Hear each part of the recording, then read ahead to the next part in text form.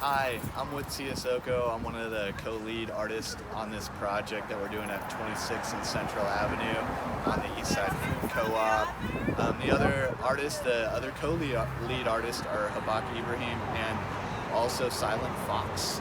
And we've been working with a group of 9 artists, an all-star roster, almost like the Wu-Tang of muralists, to produce this for the East Side Food Co-op. We're really excited about this mural, and I live right up the street, up on Buchanan and Lowry, so this is an ultra special opportunity for myself. Awesome. So tell us a little bit about what's behind you, and if you worked on that, or what other parts you want to show us here.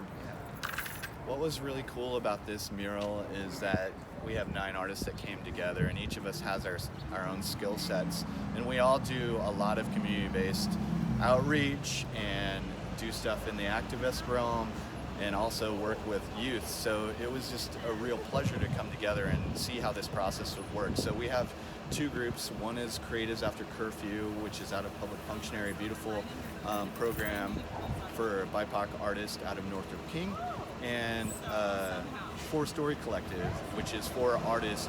We share a space at 2010 East Hennepin. So 2 Northeast-based arts groups coming together that haven't worked together before. And the cool thing about the process is that we really just sat down and hashed out a lot of ideas.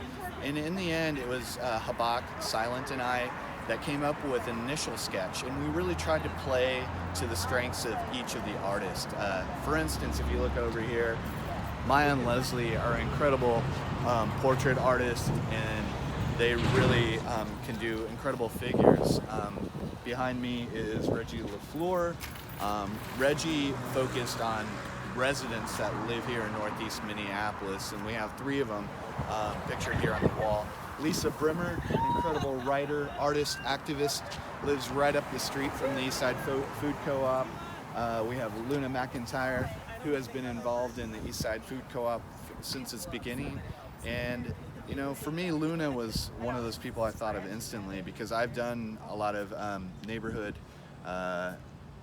planning and been a part of neighborhood groups here in Northeast for a really long time. And me and Luna always seemingly are the only BIPOC people in the room a lot of times. So really wanted Luna to be a part of this mural, just knowing her relationship to East Side Food Co-op and her relationship to the neighborhood.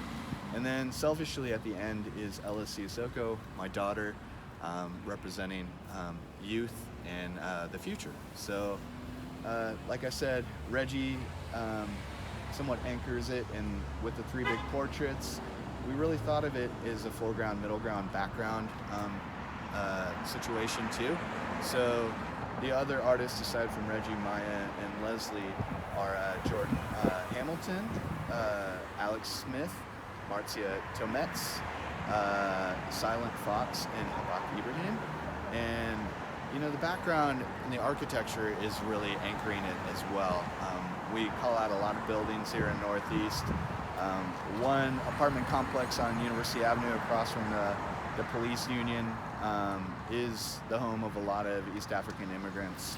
We definitely wanted that to be a part of the mural. The Arcana building, the Masonic Lodge on the corner of Central and Lowry, is an iconic symbol of Northeast. You know, you got trades unions, you have people that have worked literally building Northeast in that building.